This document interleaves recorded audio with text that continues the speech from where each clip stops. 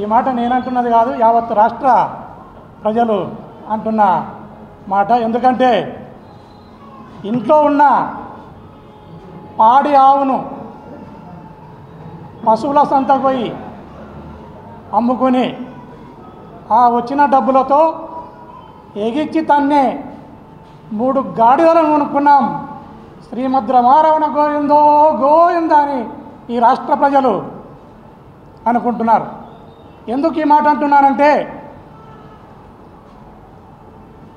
ఒకసారి సింగిల్గా సోలోగా 151 సీట్లతో ఎమ్మెల్యేలతో ప్రభుత్వాన్ని ఏర్పాటు చేసి, వీళ్ళు ఇప్పుడు 3 కలిస్తే కూడా 21 మంది ఎమ్మెల్యేలు గెలిస్తే, ఆ రోజు వైఎస్ జగన్మోహన్ రెడ్డి గారు 22 ఎంపీలను గెలుచుకోవడం జరిగింది. 14 నుంచి 19 వరకు కూడా ప్రతిపక్ష నేతగా బాధ్యతాయుతమైన పాత్రను పోషించిన వారు. ఈ రాష్ట్రానికి అనేక సంక్షేమ పథకాలు, అభివృద్ధి పథకాలతో ఈ రాష్ట్రాన్ని సుభిక్షంగా పాలన చేసిన ముఖ్యమంత్రిగా రాష్ట్ర ప్రజలందరూ కూడా కొనియాడే వ్యక్తి వైఎస్ జగన్మోహన్ రెడ్డి గారు. ఈరోజు కూడా ఆయన ప్రతిపక్ష పాత్రను బేసిక్గా పోషిస్తూ ముందుకెళ్తున్నారు. అటువంటి మహానుభావుడు తన పిల్లలను చూడడానికి లండన్కు పోతానంటే పాస్పోర్టును గుంజుకున్నారు.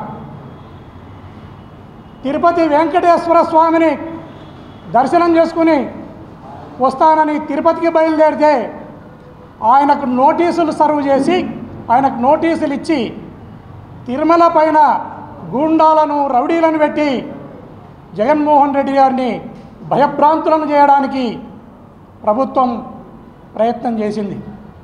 అదే కాకుండా స్వామి రామాని ఇంట్లో ప్రశాంతంగా ఉంటా అనుకుంటే ఇంటి దగ్గర భద్రతను తగ్గించి ఇంటిపైన కూడా దాడులు చేయడానికి ప్రయత్నం చేసింది ప్రభుత్వం.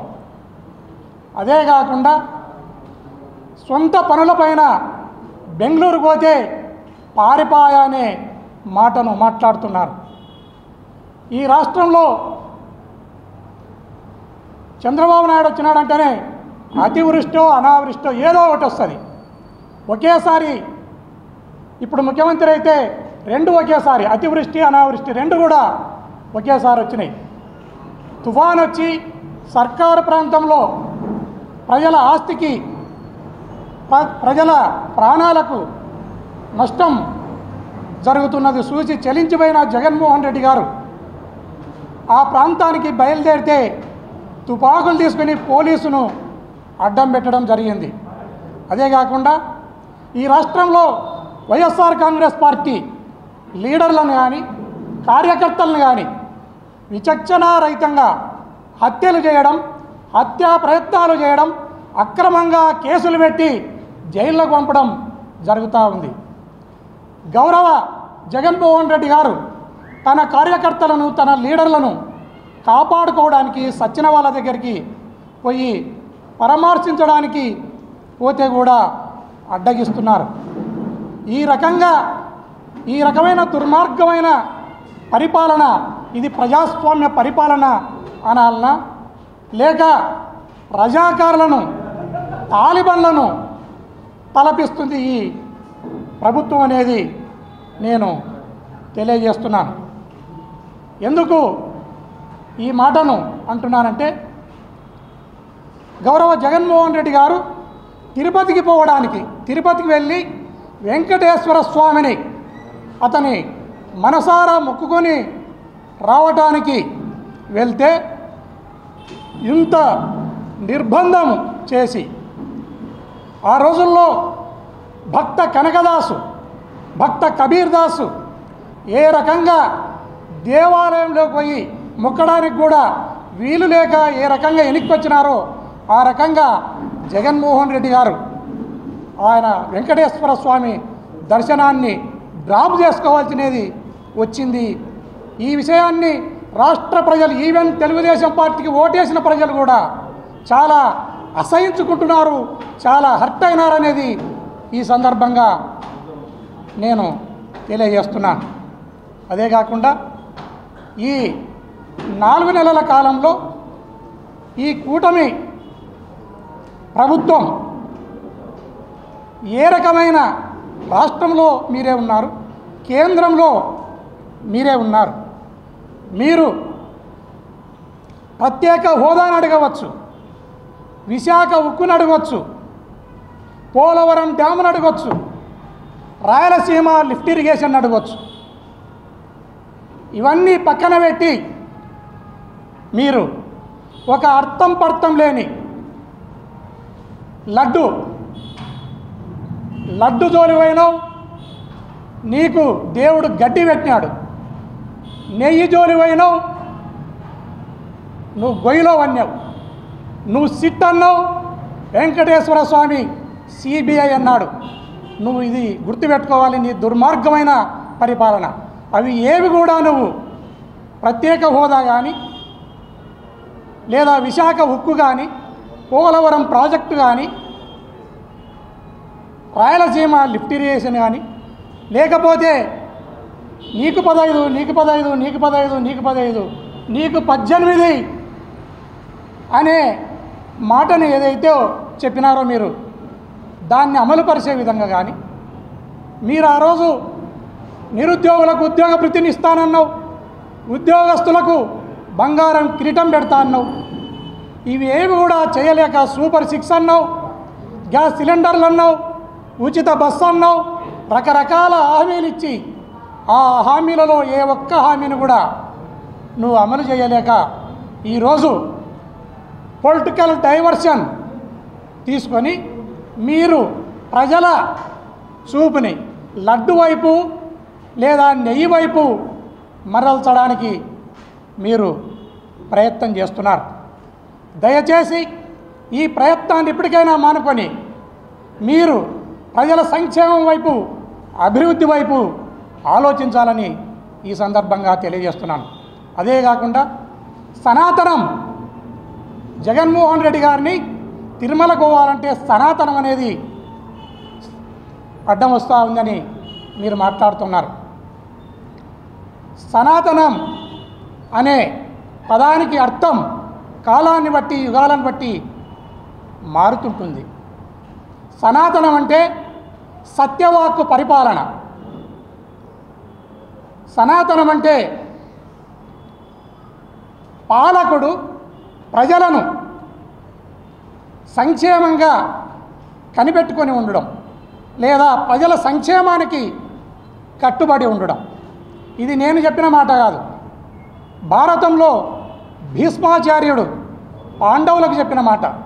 సనాతనం అంటే అర్థం సత్యవాక్ పరిపాలన, పాలకుడు ప్రజలను సంక్షేమంగా కనిపెట్టుకుని ఉండడం, సంక్షేమంగా పాలన చేయడం అనేది భీష్మాచార్యుడు చెప్పడం జరిగింది. యుగాలను బట్టి, కాలాన్ని బట్టి ఆ యుగానికి అది. ఇప్పుడు ఇది ప్రజాస్వామిక యుగం. ఈ ప్రజాస్వామిక యుగంలో ధర్మం అనేది రాజ్యాంగబద్ధమైనది. ధర్మం అనేది రాజ్యాంగబద్ధమైనది. అదే కాకుండా ఆ ధర్మము, ఆ రాజ్యాంగము మత ప్రసక్తి లేని లౌకికత్వానికి కట్టుబడి ఉన్నదే ఈరోజు సనాతన ధర్మం యొక్క అర్థం. సనాతన ధర్మానికి మరొకసారి ఈ యుగంలో అర్థం చెప్తున్నాను. దయచేసి కూటమి ప్రభుత్వం వినాలి, దీన్ని అర్థం చేసుకోవాలని తెలియజేస్తున్నాను. కాలాన్ని బట్టి, యుగాలను బట్టి సనాతనం యొక్క అర్థం మారుతుంది. ఈ ప్రజాస్వామిక యుగంలో ధర్మం అనేది రాజ్యాంగబద్ధమైనది. ఈ రాజ్యాంగబద్ధమైన ధర్మము మత ప్రసక్తి లేని లౌకికత్వానికి మన రాజ్యాంగము కట్టుబడి ఉంది. మనము ఈ రాజ్యాంగానికి కట్టుబడి మాత్రమే పరిపాలనను కొనసాగించవలసినది ఉంటుందనేది కూటమి ప్రభుత్వం కానీ, సనాతనాన్ని గురించి మాట్లాడుతున్న పవన్ కళ్యాణ్ గారు కానీ దీన్ని ఆలకించాలని ఈ సందర్భంగా తెలియజేస్తున్నాను. సనాతనం అంటే హిందూ ధర్మ పరిరక్షణ అని నువ్వు మాట్లాడుతున్నావు. హిందూ ధర్మ పరిరక్షణ కోసం ఈ దేశంలో హిందూ ధర్మపీఠాలు ఎన్నో ఉన్నాయి. మరొక నీ రాజకీయ పీఠం ఆ సనాతనాన్ని కాపాడడానికి అక్కరలేదు. నువ్వు రాజ్యాంగాన్ని కాపాడాల్సిన వ్యక్తివి. నువ్వు రాజ్యాంగబద్ధంగా నడుచుకోవాలని ఈ సందర్భంగా తెలియజేస్తున్నాను. అదేవిధంగా మిత్రులారా, హిందూ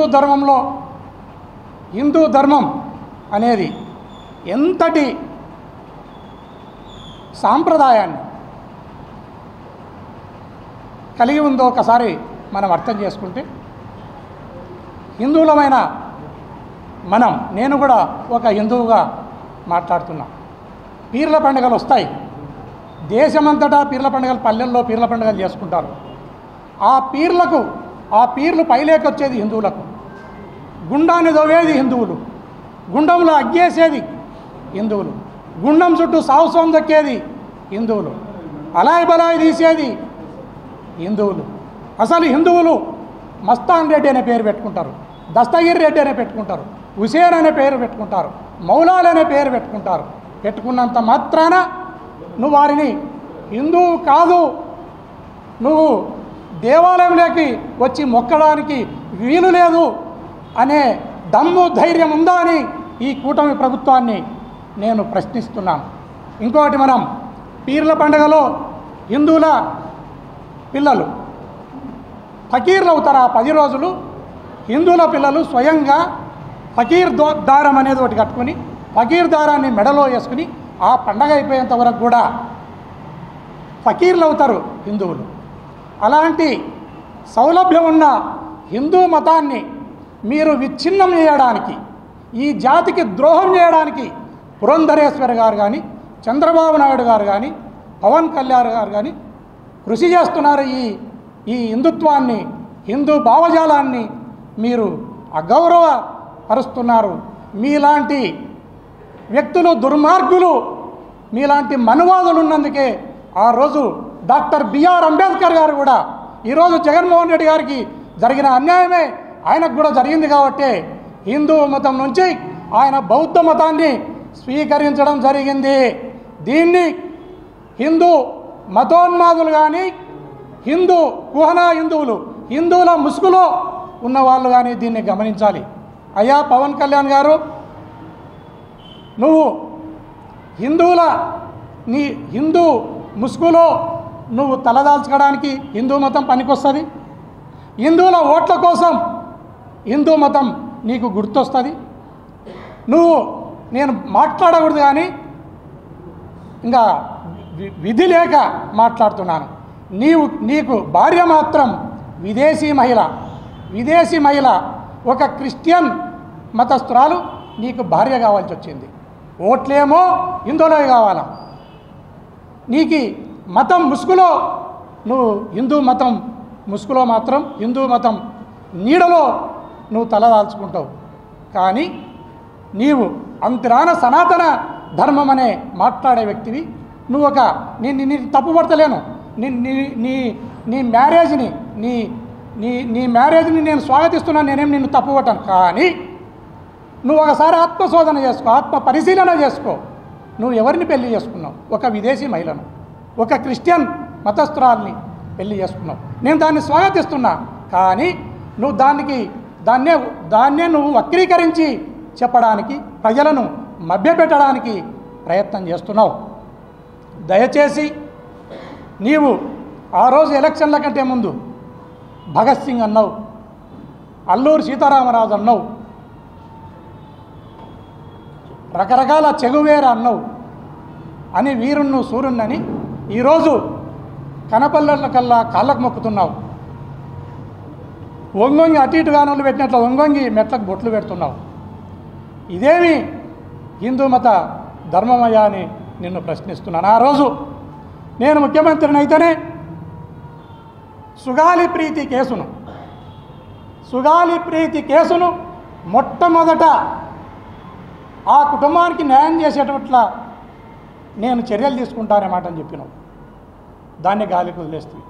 ఈ రాష్ట్రంలో 30,000 మంది మహిళలు అదృశ్యమైనారు, నాకు కేంద్రం చెప్పింది అనే మాట అని చెప్పినావు. దాని మీద ఇన్వెస్టిగేషన్ ఏమైంది? ఆ మహిళలనల్లా తీసుకుని వచ్చినావా? ఆ 30,000లో ఏ ఒక్కరైనా తెచ్చి నువ్వు వారి ఇళ్లలో అప్పచెప్పినావాయా పవన్ కళ్యాణ్ గారని ఈ సందర్భంగా అడుగుతున్నాను. అదేవిధంగా ఈ రాష్ట్రంలో ముచ్చుమరిలో వాసంతి అనే చిన్న పాప, ఆ పాపను అత్యాచారం చేసి చంపేస్తే ఈ రోజుకు అతి లేదు గతి లేదు, నేరస్తులు ఇప్పటి వరకు దొరకలేదు. తర్వాత ఈరోజు పొంగనూరులో అంజుమనే పసిపాప పైన హత్య చేయడం జరిగింది. అది అత్యాచారం కూడా చేసినారా అనేది తేలవలసినది ఉంది. మళ్ళీ ఈ 2 కేసుల్లో, ఈ చిన్న పసిపాపల హత్య కేసుల్లో ఈ ప్రభుత్వం ఏం చేస్తూ ఉంది? ఈ రాష్ట్రానికి ఒక మహిళ హోమ్ మినిస్టర్గా ఉన్నారు. అబద్ధాలాడే అనితమ్మ, దయచేసి ఈ 2 పసిపిల్లల హత్యను తొందరగా ఛేదించండి. వీలైతే ఆ కుటుంబాల దగ్గరికి హోమ్ మినిస్టర్గా మీరు వచ్చి సందర్శించండి. మీరు సందర్శిస్తే ఒక హోమ్ మినిస్టర్గా ఆ కుటుంబానికి ఒక భద్రత, భరోసా, వాళ్ళకే కాదు ఈ రాష్ట్రంలోని యావత్తు మహిళా లోకానికి ఒక భద్రత, భరోసా ఉంటుందని ఈ సందర్భంగా తెలియజేస్తున్నాను. హిట్ టీవీ యాప్ ని డౌన్లోడ్ చేసుకోండి. ఇందులో short news, live news, entertainment movies అన్ని అవైలబుల్ గా ఉన్నాయి. Please download hit TV app. Hit TV app ని ఫ్రీగా డౌన్లోడ్ చేసుకోండి.